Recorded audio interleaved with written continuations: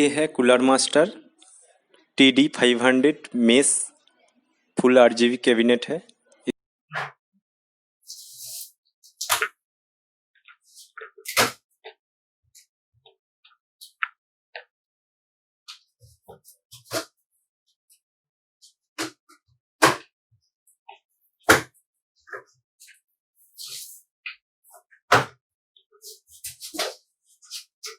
अच्छी तरीके से पैक किया।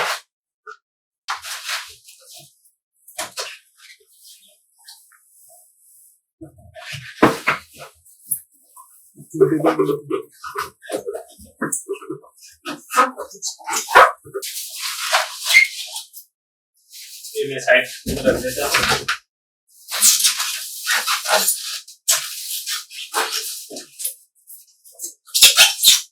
पहले तो सीधा कर लेता हूँ इसको।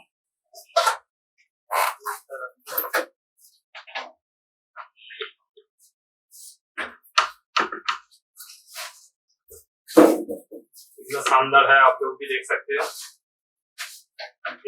ये आता है डायमंड सेट में, तो डायमंड कटिंग होता है। इसका ग्लास भी डायमंड कटिंग सेट में है।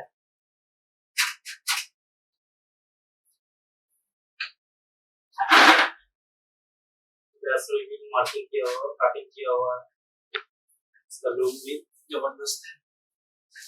सामने 3 फैन आता है, 3 RGB फैन आता है। ऊपर कुछ फैन दिया नहीं है,